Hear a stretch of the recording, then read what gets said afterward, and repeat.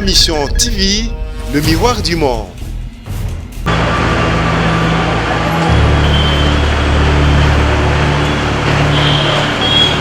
De travail, parce que des choses que je voudrais dire, par exemple, balobi tosi to bandaki misala tozaka ka bloqué pona makoki dès que makoki monani misala ekosila pona de bonhomme balobi na biso de bonhomme balobi soki tozana makoki lelo to ale kantienne. OK, donc dans un mois tokopesa DG lelo soki azana makoki apoti kozwa combien de temps pour na kosi alobi awa un mois ici mobela yeto oyo un mois soki makoki ezali un mois parce que le roi na bisi bino oyo ya motuya c'est-à-dire ya nguya ici esalemi kuna na se ya mabele mpona okoma mpona na 25 mètres ezali sécurité awa tozali na Pascal bisika tomonaki image na réseaux sociaux oyo etombokisaki mututu oyo balobaki ke même brouette eza na kati te certes misala awa etamboli malamu te mais image oyo tomonaki na réseaux sociaux eza ya lokuta parce que bazwaki yango na angle mosusu wana penza il faut fixer l'opinion biso tozala kuna mpona kokosela bato malamu te tobandi na OVD na DG ya OVD na délégation ya ministère ya finance pour ke baloba te ke tokoselaki mutu likambo tokiti na bango toke kotala na Sosimat totali na Mandela toke na pompage après oui tokendaki mpe na RTNC na nsima nango tolobi te oyo ya compétence ya office de route tozwa mpe DG yango bomoni DG ya office de route toza na ye avant oyo bozomona boye ezali libanda ya soda mais avant ya kotia yango tosalaki baétude mpona koyeba estce mabele oyo ekoki kosupporte chaque jour touti koloba 80 tonnes est-ce que boy peut supporter biso to ba député to sur le terrain pour to constater et l'on est salami ba to anda toujours basa la fondation awa to constater que musala est avancé mingi donc na se basa la fondation na bon na se ikolope musala seli boso siko to régler likambuya financement na Kinshasa oyo to vivaka ba embouteillage na ba festivité oyo komi na ba janvier février et komi koleka yango biso ba député to yokanaki sans tenir compte ya ke oyo aza mutu ya mwindu oyo ya mulai to ya munene tolobi tokende kosankerir parce que il faut koyeba ngo ba ministre na ba mandataire basambaka epa na biso ba député pour que tosambisa bango malamu ifalaki tokita na terrain toyeba nini ezali kobloqué donc soki mutu ayeba aza koleka libanda bamosusu baza kozwa bafoto na banini ba drone oh on ne voit rien mais oui mais parce que nous sommes toza na se ya mabele tozwi idée moto ya kotala sur le terrain mais nazo koattirer attention ya bato babimisa mbongo soki bango batrouve ke kosala eza malamu te vraiment tokobondela bango biso tokosala banquête bakolanda makambo wana nsima bakolanda yango nsima parce que soki babloke mbongo mpo mosala bato bayibi to basali nini bato bakozwa sanction eza ba DG te eza baministre te ezali population ezali mosala moko ya litomba mpona biso nyonso mpona bana mboka baoyo bazalaka kokendela na aéroport mpona biso office de route tolingaki tosilisa makambo ya embouteillage na balabala oyo na échangeur de limité kokoma na aéroport ya Njili. Ma Mission TV, le miroir du monde.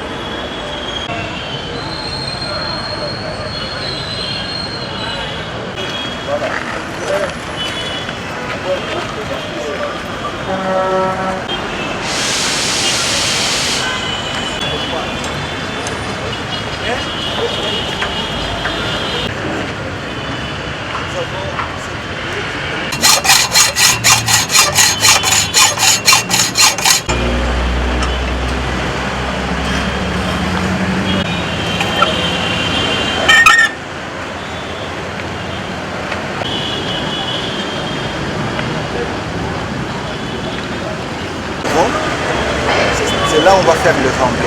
C'est ici. C'est ici qu'on va mettre la papier. On va voir. Alors, pour permettre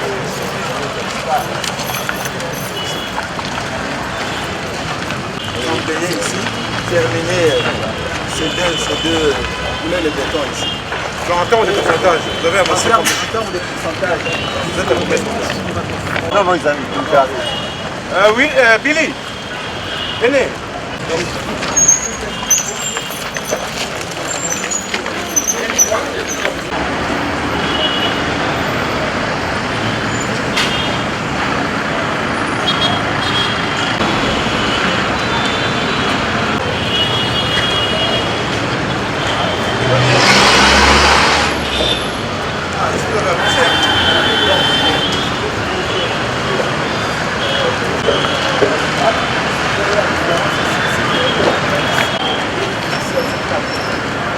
Alors que l'autre, on ne sait pas, elles sont ovales. Alors, on va les voir, donc c'est parce que c'est 4 mois de poil. Voilà, donc, alors, comme je vous ai expliqué, Déjà là, il y a un problème.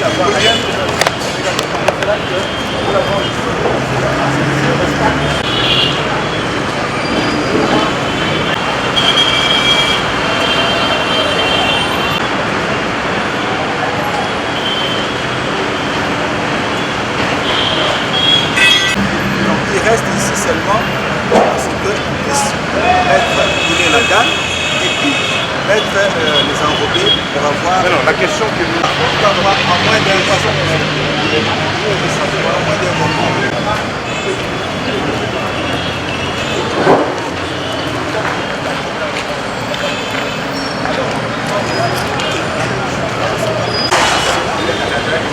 La rampe.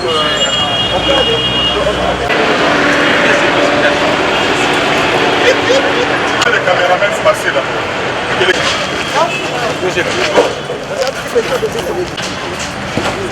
Chef.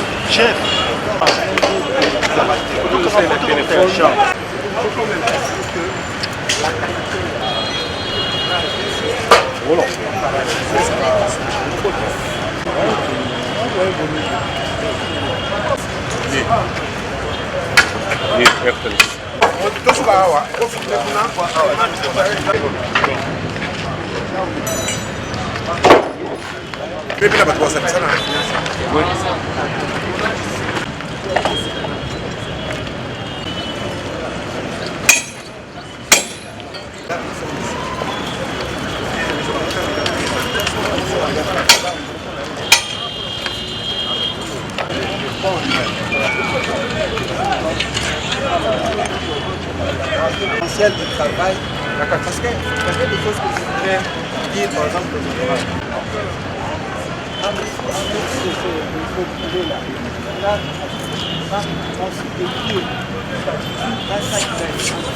Et puis dans chaque site, il y a 32 non. Donc là, on a mené tout notre laboratoire de travaux. Ça m'a béni. Maintenant, on peut mettre les micros. Avant, oyo bozomona boye ezali libanda ya soto. Mais avant ya kotia yango, tosalaki ba étude mpona koyeba est-ce que mabele oyo ekoki kosupporter chaque jour. Touti koloba 80 tonnes. Est-ce que ekoki kosupporter? Yango wana tosalaki ba étude et ba étude wana étude biso que toyeba profondeur nini tozokende na ba fondation na biso oyo batobengi na langage technique papier. Donc totimolaki ntina 25 mètres koyeba place ya mabele ya malamu et toconstruire kuna babiloko na se ya banini kozomona minene wana kuna eza lesu na bafondation mosusu na se kuna eketi na 25 mètres. Donc soki moto aza koleka libanda bamosusu baza kozwa bafoto na banini ya badrone oh on ne voit rien mais oui mais puisque nous sommes toza na se ya mabele. Ok, bon, biso to ba député to sur le terrain pour to constater eloko ni salami. Bato nganda toujours basala ka fondation. Awa to constater que Moussala est avancé mingi. donc nase basalaki fondation na bango nase likolo mpe mosala esali liboso sikoyo tokoregle likambo ya financement mpo na awa constat yango wana blocage ezouta wapi mwana mboka on parle pas de blocage maintenant on parle de constat le reste on verra ça après merci beaucoup et mon ami que ils a presque na so ye premier chantier na ye oui premier chantier na ye donc on t'a la même chose kuna c'est pas l'OVD OVD wana ezaki OVD bozotangisa nalobi DG lelo soki aza na makoki akoki kozwa combien de temps mpona kosala alobi awa un mois obela ye te ye nde moko moto oyo un mois soki makoki ezali un mois parce que lokola nayebisi bino oyo ya motuya isadi ya nguya esi esalemi kuna na se ya mabele mpona okoma kuna na 25 mètres ezali sécurité ezali sécurité donc tosali yango tobimi libanda ntango tobimi libanda to avance bavatire eza kote kuna lesi bachauffeur bamisa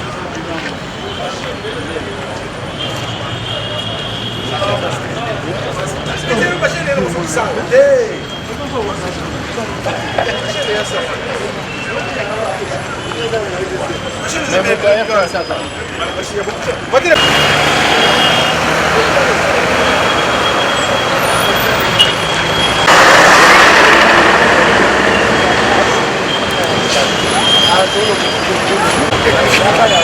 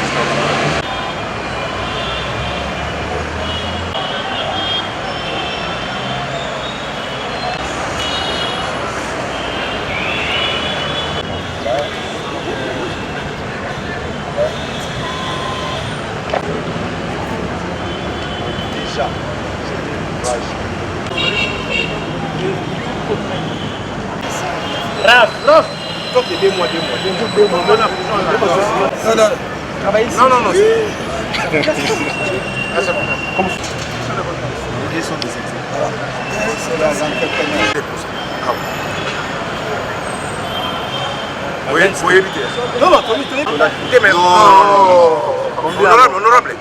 Ici, travaille sécurité. Ici, les colonnes sont de moutons. Toutes les colonnes sont faites. Ils sont faites. D'accord, mais hier, nous avons quitté ce et les airs. On n'a pas fait l'appel d'offres. Et l'entreprise qui a gagné le marché, c'était par les gré à gré. Mais cette entreprise ne préfinance pas. Or, la loi est claire. Lorsqu'on donne le marché à une entreprise qui fait les gré à gré, il y a le préfinancement. 100%. Non, ils ont préfinancé. Ils ont été payés 100%. Le DG de Wenga a dit 100%. Ils ont été payés 100% à la commande. Pardon, Sam. Ah oui,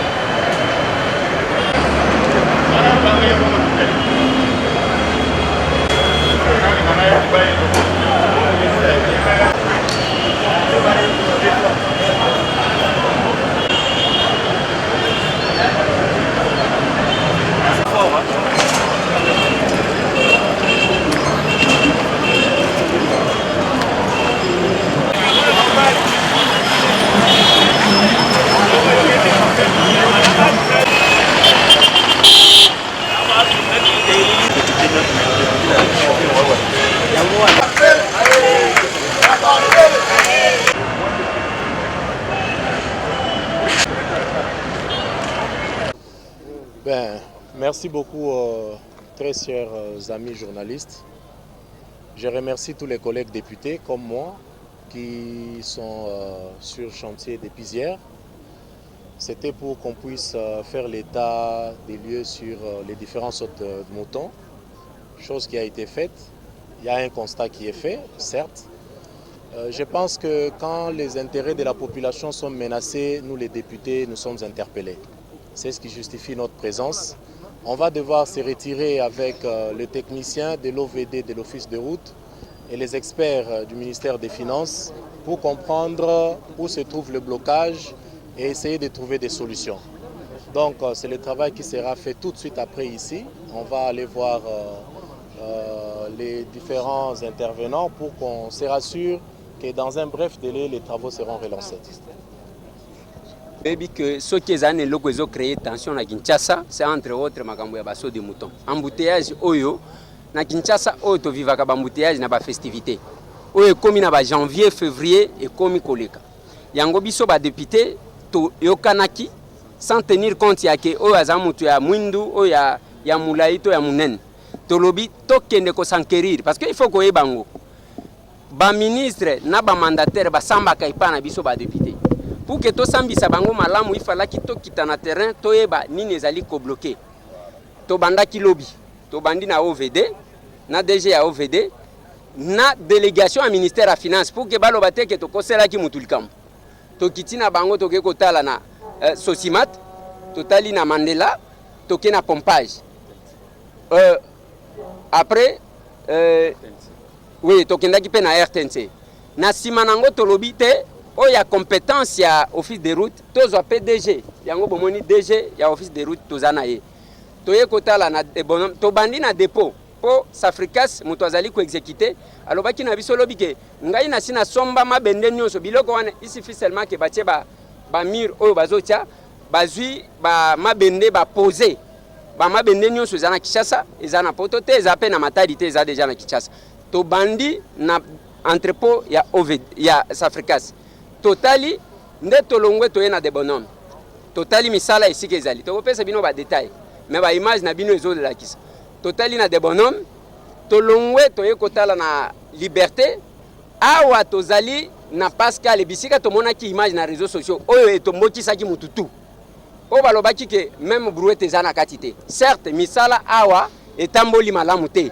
mais image oyo tomonaki na réseaux sociaux eza ya lokuta parce que bazwaki yango na angle mususu wana penza il faut fixer l'opinion biso tozala kuna pona okosela bato makambo te soki ne awa tozali awa tozana Pascal mais loko tokosala les anime soki tolongwe awa posa na biso eza que tosololi na DG ya OVD tosololi na DG ya office de route tosololi na bandeko mususu balobi tosi tobandaki misala tozaka ka bloqué pona makoki dès que makoki monani misala ekosila pona de bonhomme balobi na biso de bonhomme balobi soki tozana makoki lelo to ale quantième OK donc dans un mois tokopesa ngape na mituna ki na lobi oyo bayebisaki biso liboso bango balobi te wana batu ya présidence ne mutu balobaki parce que il faut to kanaka na makamu mususu po na tournée à chef de l'état baloba que ya pompage ekosila na septembre oyo misusu na décembre tibo etozalawa eloko moko te bango balobi wana eza ba misala ya ba 100 jours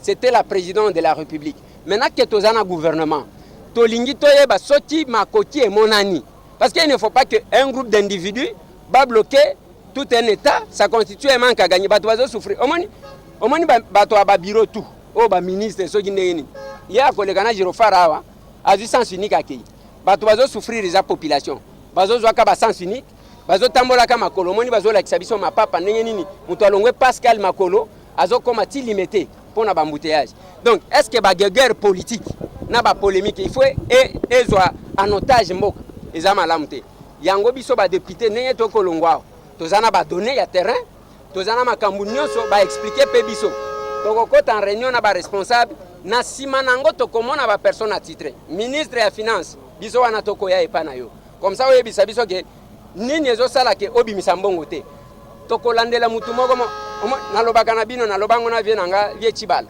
tango azalaki premier ministre ke naza chef na yo akenda kofunda nga sans comprendre toza ba chef à premier ministre ilunga soki tolingi tolongola eka lelo ti donc toko vérifier toyeba qu'est-ce qui se passe awa la vie technique tozwi yango tozwi ya ba oyo bazotonga mais oyo etikali ya l'état biso tokoluka bango parce que bato basambisaka bango eza biso donc eza ndenge wana eloko na kosenga na bandeko na biso ya Kinshasa baso de mouton eza projet ya mabete eza pour que bambouteillage esila mais ndenge umeli makasi mutu nyonso to akosepela nango te yango moni population balembi mais nini aumisi yango tokoya koyebisa bango nini aumisi yango merci beaucoup donc pona to meka to conclure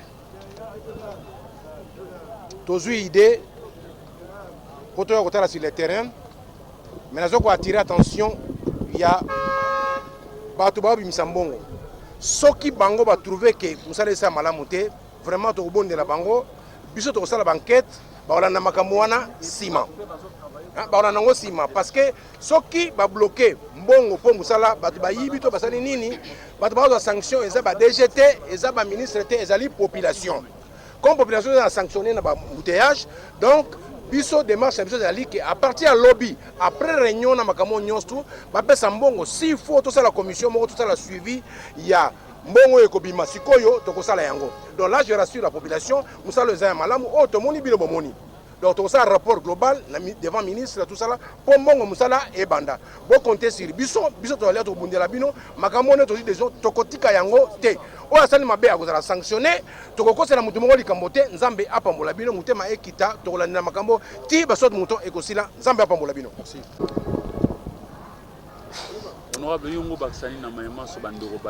Bon, je pense que bandeko nanga nyonso ba député ba lobby makambo nyonso to rassurer le peuple congolais que tokotika bango te biso pe ba députés nationaux totambolaka na mituka donc les mêmes embouteillages bamonaka biso pe tomona yango lobby tokitaki na chantier na ba chantier oyo ezali géré na OVD tokendaki na Sosimat totamwela Mandela na Sanef et puis tosukaki na pompage. Aujourd'hui toyei kotala ba chantier oyo ezali géré par office des routes. To constater que sur certains chantiers léthargie ezali. Et là, ils ont un ministère et la finance. Parce que le chantier, clairement, que ceux qui vont chantier, ils piétiner, c'est parce que les sous un bon côté. Donc, le ministère et la finance a débloqué Mbongo. Parce que la population congolaise a souffrir ma casse. Aujourd'hui, la population congolaise est totalement stressée. Il y a des cas de morts. Il y a une maman à Koufa qui dernièrement a l'ambassade de France. Il y a un embouteillage. La population congolaise est comme stressée. La classe 4 h du matin. Et zali normalité. Nous demandons au ministère des Finances, après cela, le bureau technique de contrôle, au ministère des Travaux publics, et que s'il y a des soupçons, ceux qui battent, il y a des chantiers, bureau technique de contrôle, et voilà un peu message au Nazéla Oroba. Mais il faut que bango et ça la mapé na cadre il y a vacances parlementaires na biso donc ça le rapport au érotique bien sûr na bureau de l'Assemblée nationale et il y aura aussi peut-être des questions écrites et pourquoi pas des questions orales avec des bails au Salama na niveau parlement. Construction d'une voie rapide de 11 km entre l'échangeur de Limité et l'aéroport d'Engie. Ceci c'est pour permettre définitivement de régler ce problème d'embouteillage et des gens qui ratent leur avion à cause de ces embouteillages-là en prenant cet axe routier. Donc nous avons vu d'abord dans les entrepôts des Africas les éléments métalliques qui sont venus d'Europe. Ce sont des éléments essentiels pour la construction des sautes-moutons.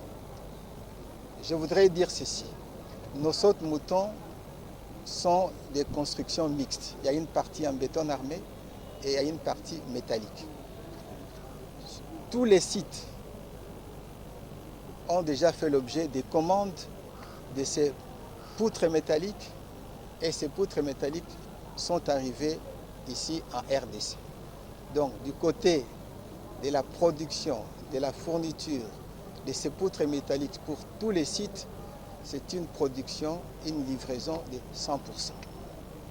Maintenant, s'agissant de la mise en œuvre, c'est à ce moment-là qu'il y a d'autres chantiers qui sont plus avancés que d'autres.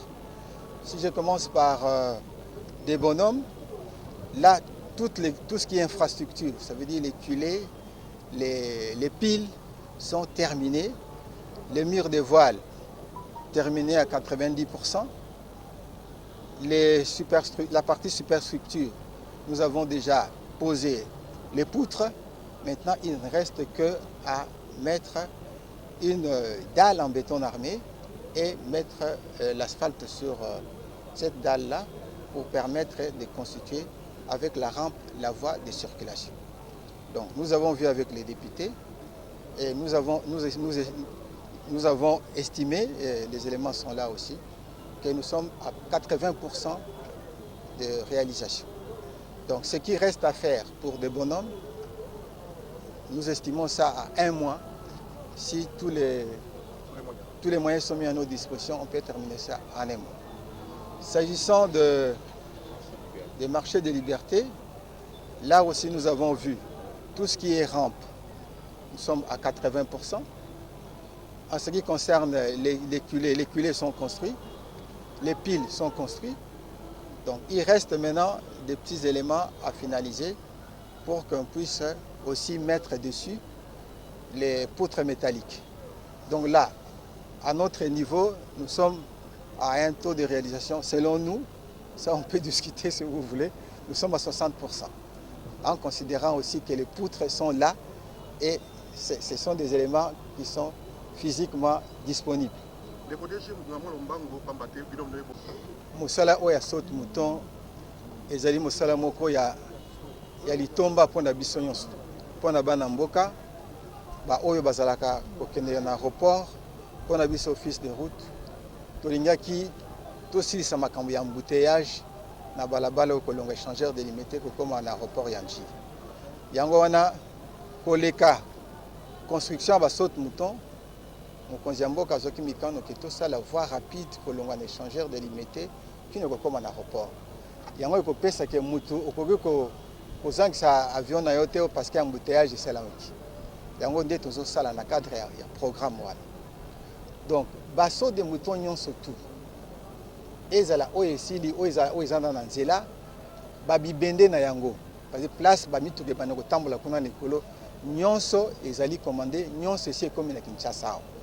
Donc wana pona côté wana ezali 100% ya babibende nyonso ba poutre wana parce que yango nde mtezali eloko ezali le plus compliqué puisque yango nde il faut utana ba paya il faut basala yango il faut yawa ezoba maswa e yawa ba nyonso tu wana esi eye ekomi awa. Alors na oyo etali ba béton ba biloko oyo nyonso tu esala na Kinshasa wa na côté ya nini ya des bonhommes na kanisi bandeko bamona ki yango pe ba miro to bengi ba voile to sali yango à peu près 90%, ça dépend ya côté na côté to sali pe ba culé ndenge na lobaki. Donc sikoyo kuna to sito tie ba dans le pont ya likolo etikali ko couler béton na yango et puis kotia goudron na likolo na yango soki to couler nini wana to tie ba mabele pona kosala rampe to couler goudron to silisi de bonhomme. Donc pona biso misala wana etikali wana soki makoki ezali na sima ya sanza moko to ko silisa de bonhomme. Ezali ka makoki nde ko pesa mamoki. Soki makoki ezali de bonhomme to ko silisa ngo na sanza moko. Soki makoki ezali. Donc na yebisi boye. Na kati ya ba benini ba so de mouton na biso ezana ba biloko mibale. Ezali na ba biloko ya béton oyo eza kosalama awa mais ezali na bibende ba poutre bibende wana ezowuta na mikili ya poto tokomandaki yango na France. Soki ba poutre wana eyete okoki pe kosala eloko moko te. Donc on esalaki to commander yango to forcer nyonso wana esi ekomi na Congo esi ezali awa yango wana sikoyo toza na makoki ya kosilisa partout oyo tosilisi déjà bapapier ya béton na arme. Ma Mission TV, le miroir du monde.